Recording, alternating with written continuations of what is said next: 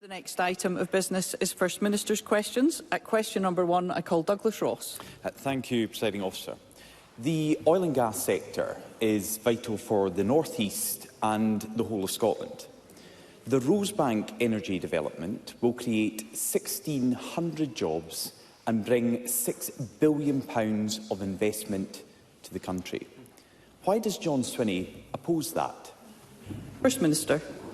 Well, Presiding Officer, the issues in connection with the Rosebank oil field have been the subject of a very active case that is influenced by a decision in the Supreme Court today. So I will need to be careful about what I say in relation to the Rosebank case. Mr Ross will acknowledge the Scottish Government believes that any new application for oil and gas developments has to have associated with it a very detailed and specific climate compatibility assessment undertaken to determine whether any such development can proceed in a fashion that is compatible with our journey to net zero, and that's the approach that the Government believes should be the case.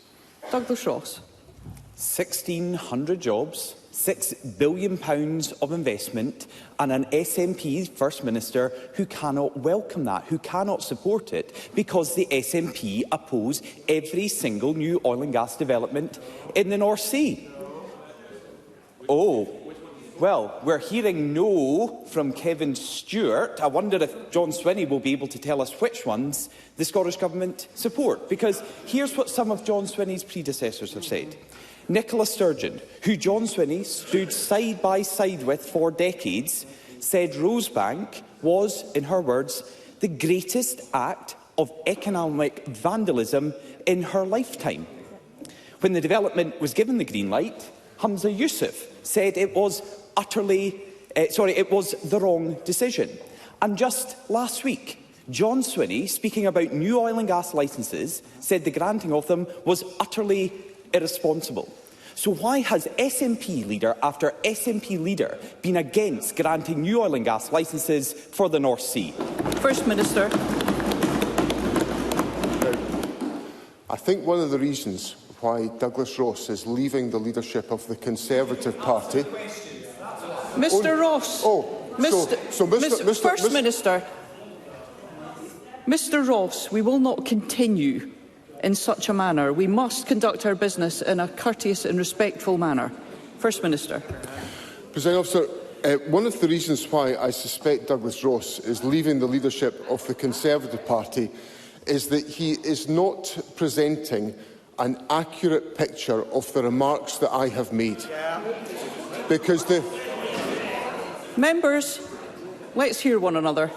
The very specific remark that I made was that a commitment to undertake, without any scrutiny, 100 new oil and gas licences by the Prime Minister was climate denial of the first order and utterly and totally reckless. Those were my words, and I will not have them misrepresented by Douglas Ross.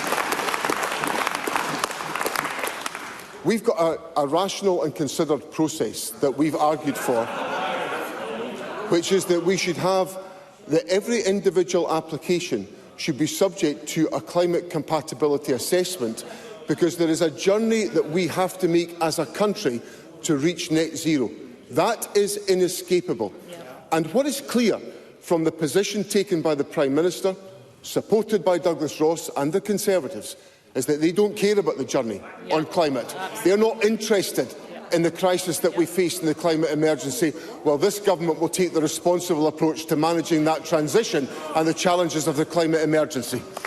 Douglas Ross. Well, what we've just heard from John Swinney there, and his MSPs are applauding, is John Swinney and the SNP don't care about tens of thousands of jobs in the North East of Scotland. They don't care about the oil and gas sector, which is needed now for our energy security at the moment and going forward. Because when Rosebank was approved, when Cambo was improved, when any new development is approved, the SNP oppose it. They oppose new oil and gas developments. And let's hear, that was the previous First Ministers, that John Swinney didn't seem to want to hear what they'd said and his own comments that new licences were utterly irresponsible. Let's hear about some of his current Cabinet Ministers. Mary McCallan, the Energy Secretary, said this: We do not agree with the UK Government issuing new oil and gas licences. I'll read it again. We do not agree with the new UK Government issuing new oil and gas licences. This is the SNP Scottish Government Energy Secretary. And I've got here a letter her predecessor wrote. Neil Gray, the former Energy Secretary, said this. He was writing to climate activists. We have long expressed our concern about Rosebank being given the go-ahead. And before that, we had Michael Matheson, who brought forward a consultation on a presumption against new oil and gas licences. So why does SNP Energy Secretary after SNP Energy Secretary oppose new oil and gas licences which are crucial to the Scottish energy sector? First Minister. I think if Mr Ross was to look at the material the Government has published and the process that we believe should be taken forward in a rational and considered way, he will find that the Government's position is anchored around a number of principles. We've got to assess the compatibility of any oil and gas licence application with the journey towards net zero, and that has got to be a rigorous and thorough process that has to be undertaken. Secondly, we have got to consider issues in relation to our energy security in coming to that assessment. And thirdly, we have got to take a responsible approach to managing the transition to net zero. Now, I am not going to stand here and be lectured by a leader of the Conservative Party whose party presided over the industrial devastation of central Scotland, the consequences of which we are still having to address as a government. So this government will take the responsible approach to the management of the oil and gas sector and its transition to net zero, and we will take absolutely no lessons from the Conservatives. Douglas Ross. There is nothing, John Swinney, rational or considered about turning your back on the Scottish oil and gas sector by claiming that you are against every oil and gas licence, but being unable to say it, being unable to be truthful with the people of Scotland.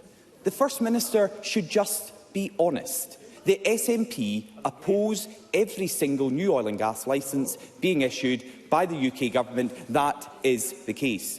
Because whenever a new development is proposed in the North Sea, the SNP oppose it.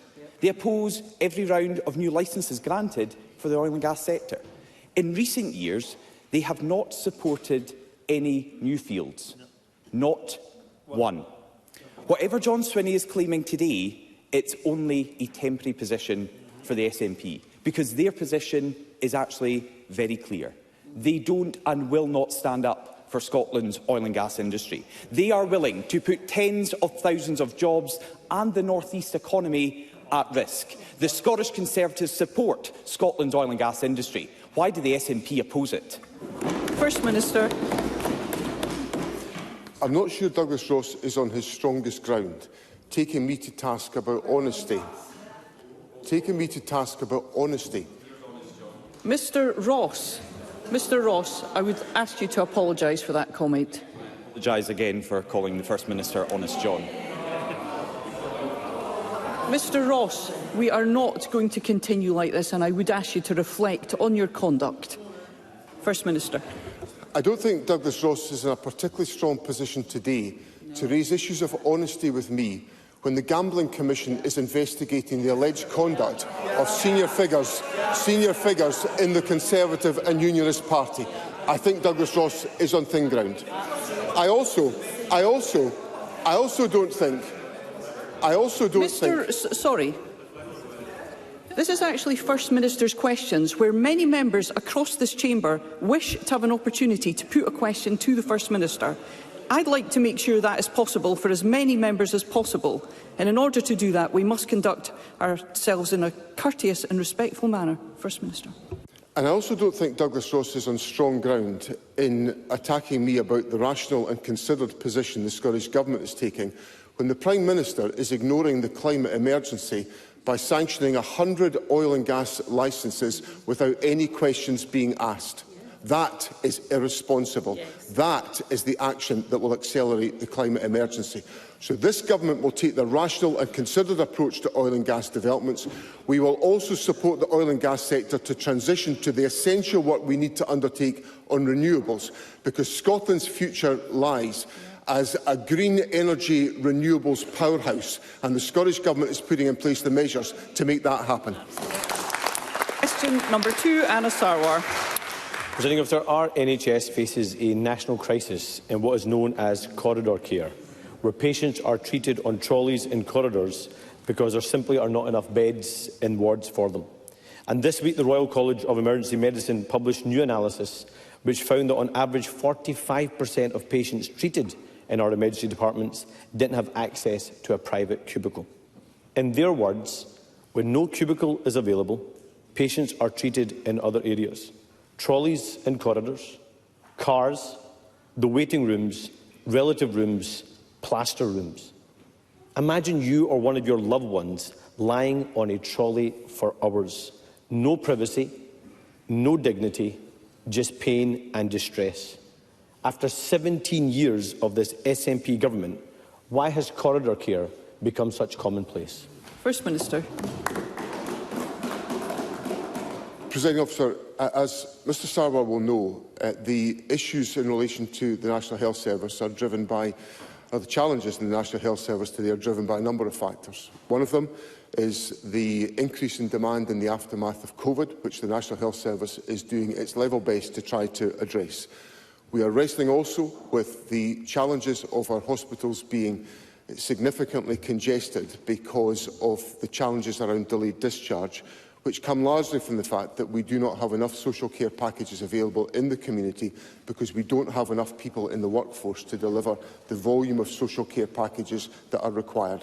And that is a consequence of the loss of population because of the loss of free movement under Brexit. So the issues that we are wrestling with are significant and acute, and the Government and our health boards are focused on addressing that. But finally, let me say to Mr Sarwar that if anybody is treated in the fashion that he has recounted, and I've seen media reports this morning of a particular case at the Queen Elizabeth University Hospital, then I apologise unreservedly to anybody who has that experience and assure members of the public and their families that the Government is doing all that it possibly can do to address that circumstance. Anna Sarwar. Officer, I've been coming to this chamber week after week for the last 3 years, and week after week we've been hearing apologies from SNP First Ministers, and then we just get apologies the week after, and the week after nothing actually changes in terms of people's lived experience. But let's be clear, long waits cost lives. The Royal College of Emergency Medicine have warned that for every 72 patients who wait over 8 hours in A&E, there will be one excess death. That's a death that could be avoided if the patient had been treated on time. That means so far this year, more than 1,000 Scots have died who could have been saved had they been treated on time. 1,000 avoidable deaths. 1,000 people so far this year alone, and it's only June, First Minister. Those are fathers and mothers, sons and daughters who died because they couldn't get their care on time. Why have these families been so badly let down by this SNP government? First Minister. In my earlier answer, I set out some of the issues that are driving this particular situation. And those issues are, to repeat them, the increase in demand after COVID, the congestion in our hospitals. Hospitals are now in excess of 95% occupancy, which is far, far too high. It should be about 10% lower than that for ordinary activity. And the absence of adequate social care capacity within the community, because we quite simply do not have enough social care workers to deliver those packages. So that is the explanation of the problem. And Mr Sarwar says to me that he comes here week after week to raise these issues, and I know that he does, and he gets these answers. But what it does is it requires us to take action. So this government has taken action. This government has taken the action of increasing tax on higher earners to boost investment in the National Health Service. The National Health Service would have lower money available to it if this government had not taken the hard decisions on tax. And we have an opportunity as a consequence of the general election, to do something about it, to encourage more people to be in the labour force, which would require us to reintroduce freedom of movement so that people could come to work in this country, or to encourage more investment and to take more investment decisions, like ending austerity. And of course, what Mr Sarwar's party is proposing is no answer on those questions. In fact, they're proposing the reverse. They're saying we'll maintain Brexit and we'll maintain austerity. That's not good enough. It's time for the Labour Party to act. Anna Sarwar. For a politician to have been in power for 17 years, and that's the best answer he can give, I think has to take a really serious look in the mirror. And in actual fact, it was John Swinney, as Finance Secretary, that cut local government budgets and cut social care budgets across the country, so perhaps some reflection on his own record. Because the reality, Presiding Officer, is that patients and staff have been failed and let down by this SNP government. And a few weeks ago, the Royal College of Nursing reported on this issue as well, and quoted a Scottish nurse. And let me quote that nurse. "We don't complain for ourselves, but for the patient. There are no screens to go round the patient, so if they are being bed-bathed or need a bedpan, you have to take a patient out of their bed space and move them into a corridor. Then move the extra patient into the bed space to use the bedpan. It's time-consuming, there is not enough space in the rooms, and it's undignified for the patient." This is the unbearable situation that is such an unfairness to the patients and staff. So, First Minister, directly to this nurse, explain to this heartbroken nurse why you and your government continues to let them down so badly. Always through the chair. First Minister. Senator, I've explained what the challenge and the difficulty is. And the Government has taken the action of increasing taxation for higher earners to invest more in the National Health Service than would have been the case had we just passed on the consequentials from UK funding. So we have taken the hard decisions, and there was, of course, a time when Mr Sarwar would have supported us, but Mr Sarwar has now U-turned on that position, and Mr Sarwar now wants to cut the money available to the public finances as a consequence of what he said on Tuesday. Now, Mr Sarwar is shaking his head at me. Mr Sarwar obviously doesn't understand what he was saying at his press conference on Tuesday, because what the consequences of his stance will be to reduce public expenditure in Scotland. So it is quite simply beyond credibility to come here and ask me to invest more money in the National Health Service to tackle the issues that Mr Sarwar is concerned about, when he wants to cut public expenditure and any prospective incoming United Kingdom government will also be cutting public expenditure. So my answer to that nurse is that we've got to have an end to austerity, and she won't get it from the Labour government. Question number 3, Patrick Harvey. Thank you, Presiding Officer. In precisely that vein, this week the First Minister tried to present the SNP as the only party committed to ending the cuts and reversing austerity. But apart from changes to income tax, which have already been done in Scotland thanks to pressure from the Greens, the only actual change he proposed was to devolve taxes, not increase them. Now, Scotland should have control over oil and gas windfall taxes, other corporate taxes, national insurance, fuel duty or VAT, but only if we actually use those powers to raise revenue. And the only change that the First Minister proposed was actually a VAT cut. So does he agree with the Greens that reversing the cuts and providing the investment that the country so clearly needs can only be done by raising significant revenue from those super rich who are hoarding the country's wealth? First Minister. There's two aspects to answering that question. The first is the actions of the Scottish Government. And in terms of the actions of the Scottish Government, Mr Harvey will be familiar with these points. We've taken a range of decisions to vary the tax position in Scotland, and in some circumstances to ask higher earners to pay more in taxation where it is appropriate for that to be undertaken. So the Government has set out its position and its fiscal approach to enable that to be the case. There is then the debate about the forthcoming United Kingdom election, and of course I set out my party's position yesterday. If the presiding officer will forgive me, I would refer Mr Harvey to the contents of our manifesto, which set out a number of tax changes and spending changes that we would make to enable the priorities that we set out to be afforded within the financial envelope available to us. Thank you. Before I call Mr Harvey, I would remind members that the Chamber is not the place to campaign for a UK general election. Patrick Harvey. Indeed, presiding officer, and the First Minister is right about the additional revenue from income tax as a result of the work the Greens did to show how that could be done. But he presented no plans for a wealth tax, no plans at all for a wealth tax. But as I say, the Greens did work out the detail on progressive income tax for Scotland, so maybe the First Minister is relying on us once again to do the work for him, and he supports our proposals for a wealth tax on the richest 1%, which would raise at least £70 billion. But the real problem for him as First Minister is that whoever forms the next UK government, they are still committed to Tory fiscal rules.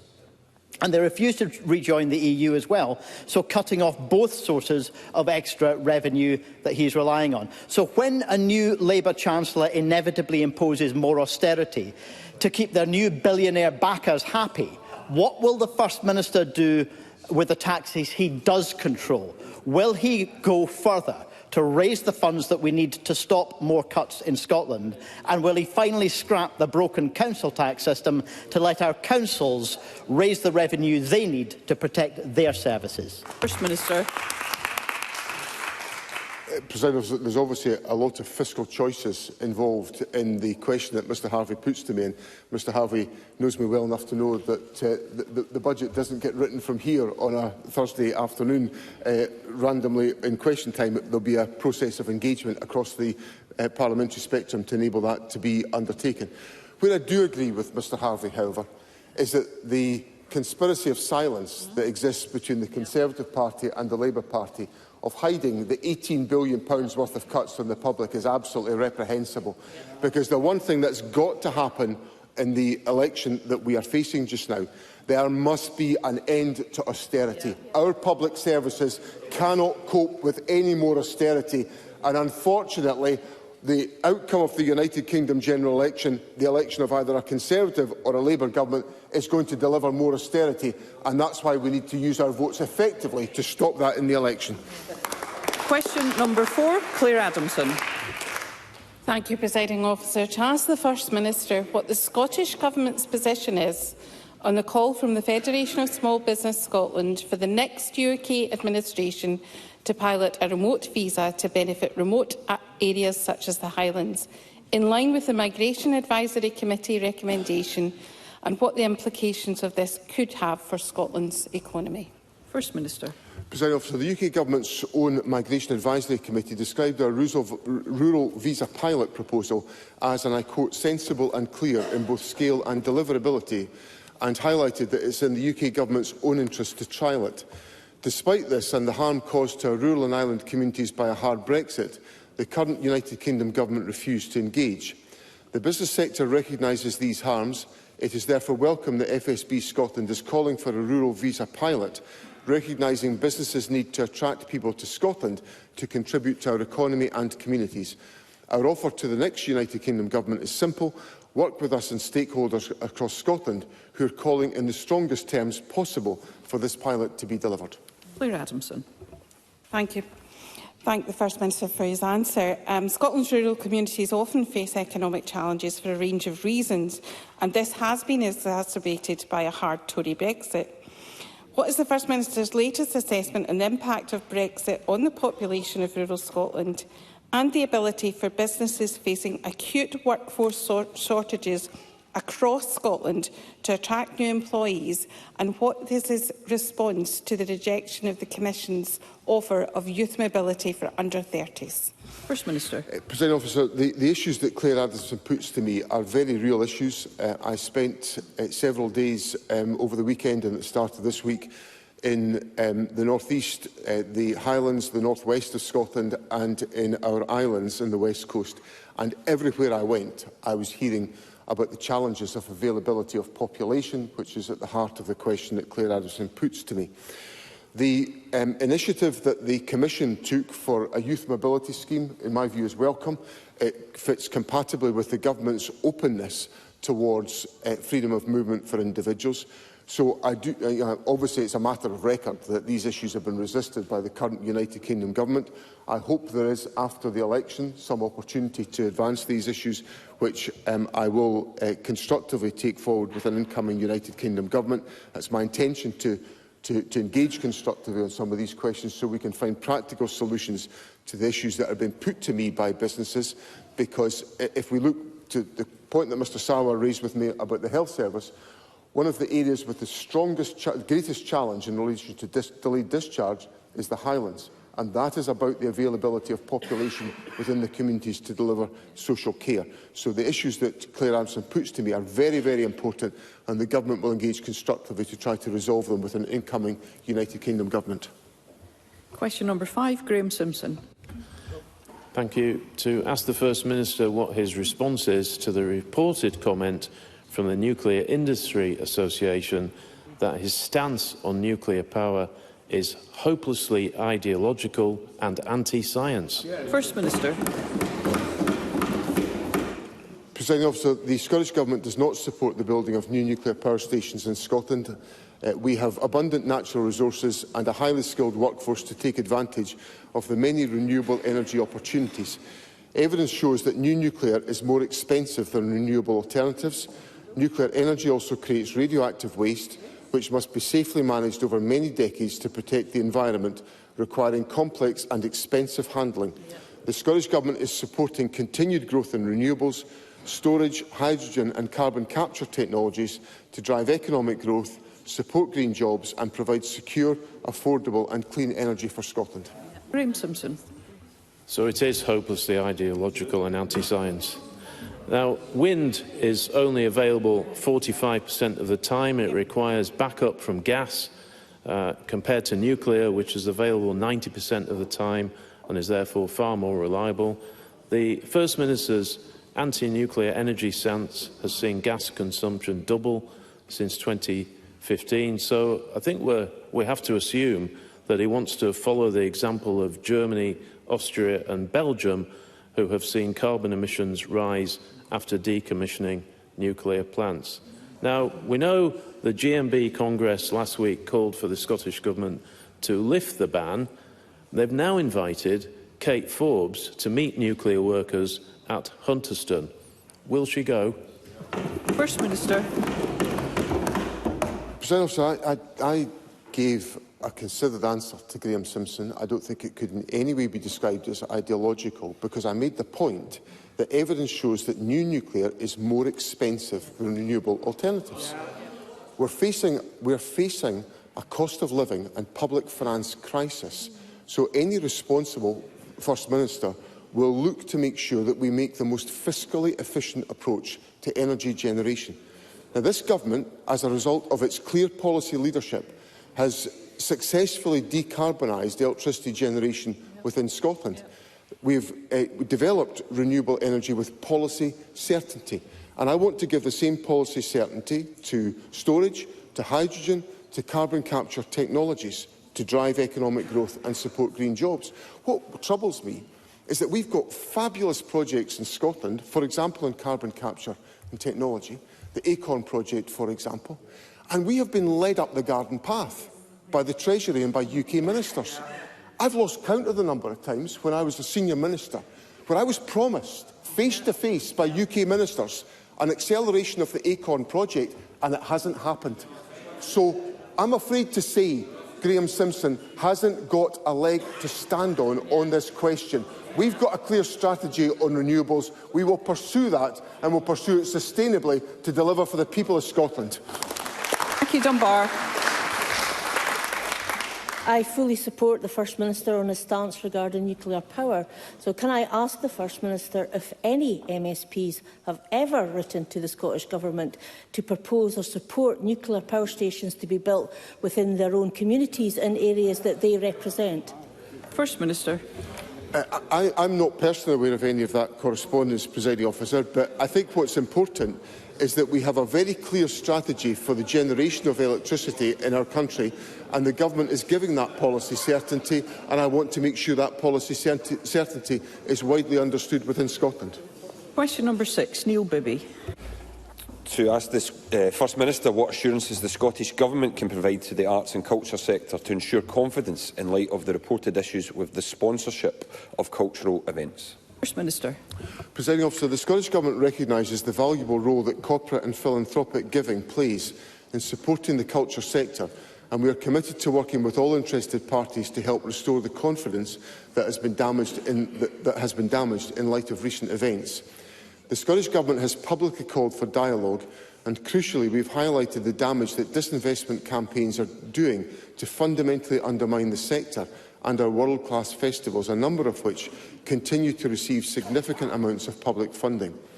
Indeed, Scottish Government funding to the culture sector is increasing by £15.8 million in this financial year to £196.6 million, and we've also recently reaffirmed our commitment to investing at least £100 million more annually in culture and arts by the financial year 28-29. Neil Bibby. I thank the First Minister for that answer. Many figures in Scotland's culture sector are warning the scale of their funding crisis cannot be overstated. There is a real need to shore up confidence in supporting cultural organisations. They should be targets for investment, not disinvestment. I back calls from the sector for the Government to hold a Festivals Funding Summit back in April, but the Government rejected this proposal. This position is surely now unsustainable.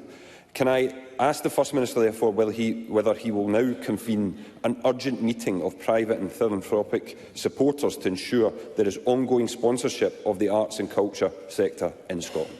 First Minister.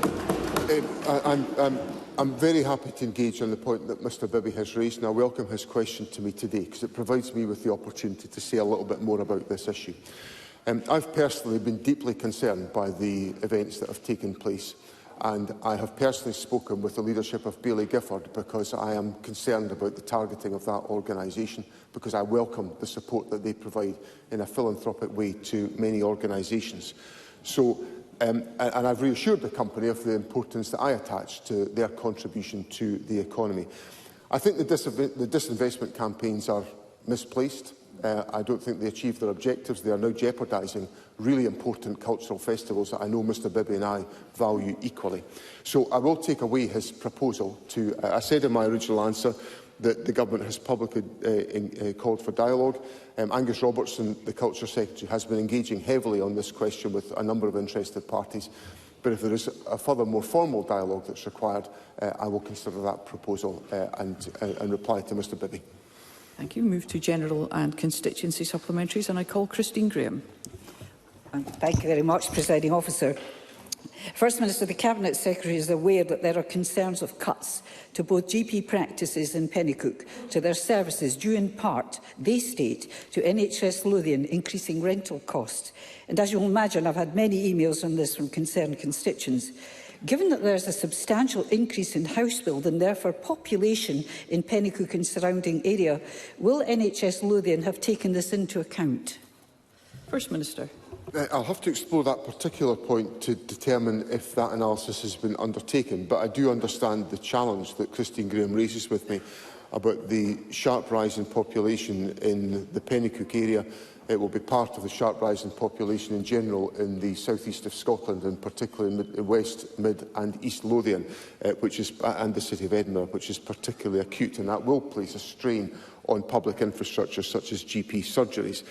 The issues in relation to premises charges and utilisation costs are a matter for negotiation between GP practices and health boards, but I will take away the specific point that Christine Graham puts to me to determine what analysis has been put in place to address this issue.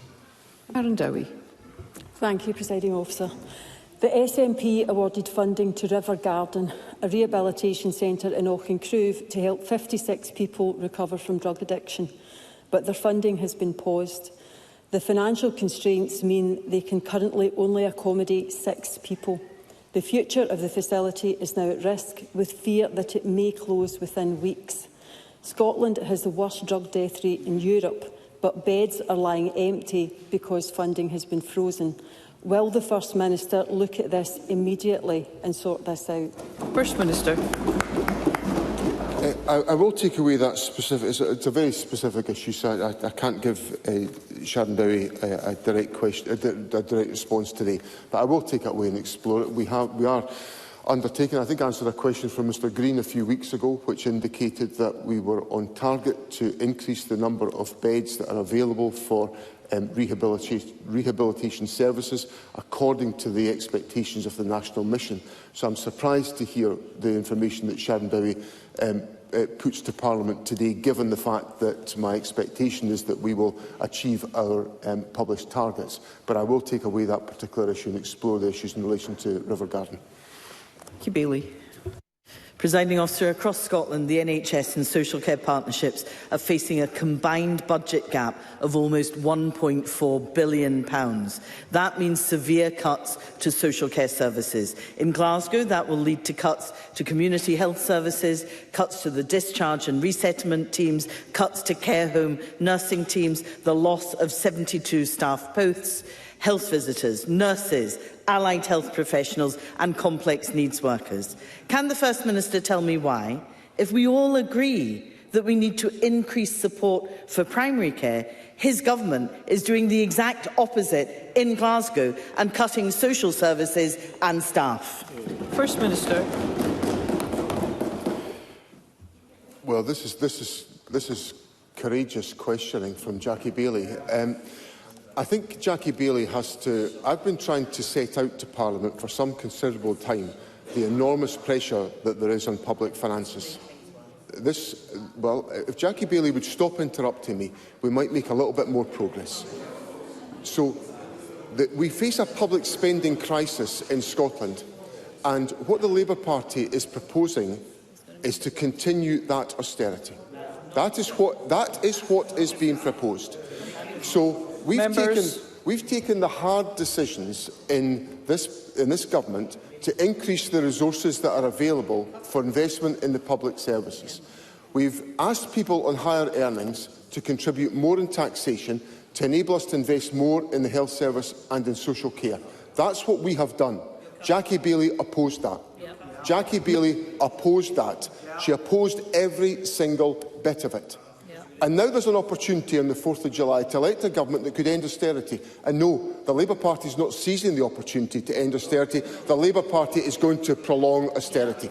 So I gently suggest to Jackie Bailey it would help the situation if the Labour Party committed itself to end austerity, supported this government and its agenda, and we could address the issues that Jackie Bailey is raising with me. Evelyn Tweed. Analysis by the Nuffield Trust has indicated that both Labour and the Tories' plans for the NHS would leave the health service with lower spending increases than during the years of Tory austerity.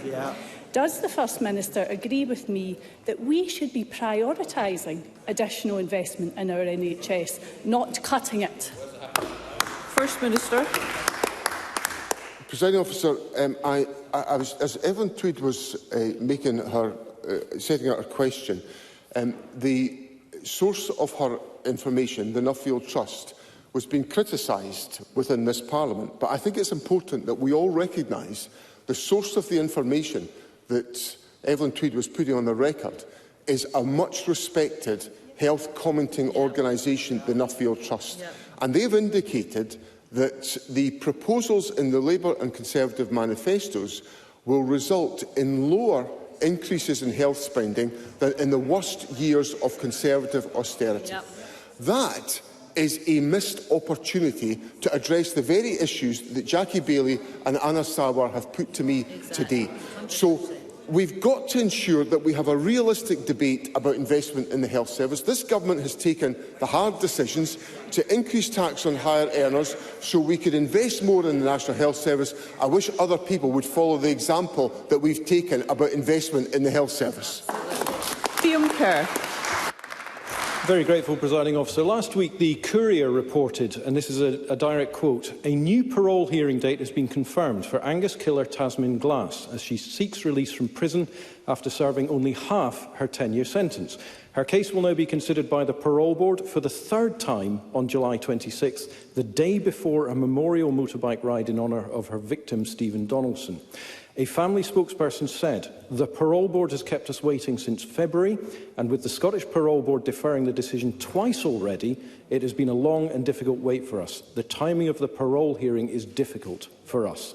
End quote. First Minister, the Courier's Voice for Victims campaign considers the parole system re-traumatises victims and needs greater transparency and communication between those involved. Does the First Minister agree? And if so, what will he do about it? First Minister. The first thing I would say is to express my sympathy to the family that's involved in this case, to the Donaldson family. I am familiar with this case, given my adjacent representation to the areas affected.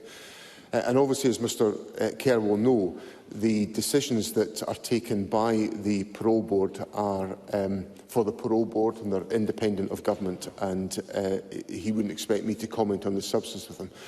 Where I accept the point that Mr Kerr is making is that all aspects of our justice system must be trauma-informed.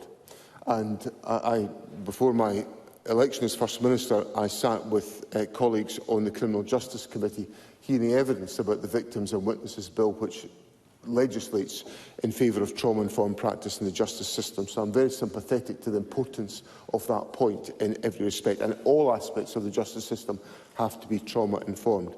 So obviously there's a range of measures that are in place already.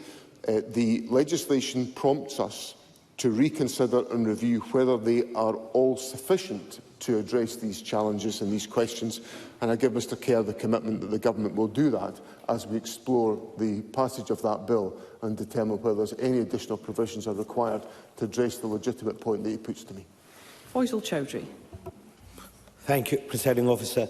A constituent in Lothian has been diagnosed with prostate cancer and told that his tumour is growing. He is on an 8-month waiting list for surgery and has no idea when treatment will start. Public Health Scotland found only 36.4% of patients with prostate cancer receive treatment within the government's target of 62 days, the lowest of any major cancer type.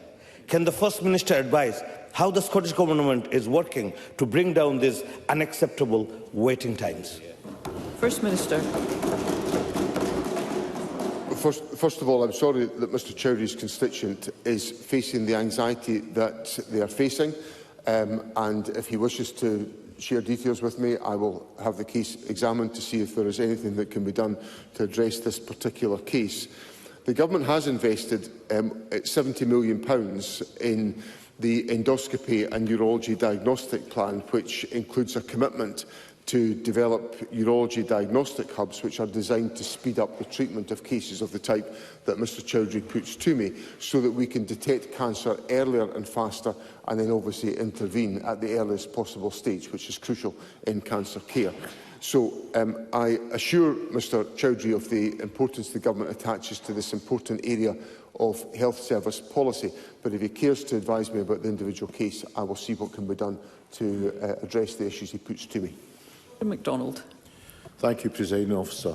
The latest PMI report from the Royal Bank of Scotland has shown that Scotland was a standout performer among the UK nations and regions last month, with private sector economic growth accelerating to the fastest pace in 2 years. What assessment has the First Minister and the Scottish Government made of these findings, and what steps are the Scottish Government taking to continue to help our economy to thrive? First Minister. Presiding Officer, I very much welcome the findings from this report, which signals a strengthening of private sector activity in Scotland, which confirms that that activity has expanded for the 5th month running and at the strongest pace in 2 years. As Parliament will know, one of the 4 priorities of the Government is to strengthen the economy, and the Deputy First Minister is leading work in my support to advance these issues within government. Some of the measures that we are taking are to build on the good work that's been done about encouraging the start-up community, with now further investment in the scale-up community, and we're seeing some of the fruits of that in the success of business, which is underpinning the very positive information that came from the Purchasing Managers Index. And I assure Mr MacDonald of the continued focus of the Government on ensuring we strengthen economic growth and economic activity, because that's the foundation of good and strong public services in our country. Paul Sweeney. Thank you, Presiding Officer. The First Minister said that his biggest priority in government is to eradicate child poverty, yet this morning councillors, SNP councillors and Green councillors in Glasgow voted to cut the celebrated MCR Pathways scheme by 50%. Celebrated High Court Judge Rita Reyes said this will be a disaster. It will bring people into the criminal justice system. The former Director of Education in Glasgow, Maureen McKenna, has said it's inexplicable. Members of my own family take part in the MCR Pathway scheme. It is one of the genuinely best measures we've ever developed to improve the lives of young people, get them out of harm's way, get them into opportunities, life-changing opportunities. Surely the First Minister agrees this is a regressive, retrograde step. Will he do something to ensure that the MCR Pathway scheme is not cut but expanded? It's one of the most successful public policies we have. First Minister. I'm very familiar with the work of MCR Pathways. I supported its introduction into public policy when I was the Education Secretary, and I recognise the transformative effect it can have on young people. Obviously, decisions about the particular allocation of funding are matters for individual local authorities. The Government has, of course, given local government a record funding settlement of over £14 billion for this financial year, and that will have been allocated proportionately to Glasgow City Council. And I would obviously encourage members to look carefully and seriously at the work of MCR Pathways, recognising the benefits it can deliver for young people around the country. Thank you. That concludes First Minister's questions.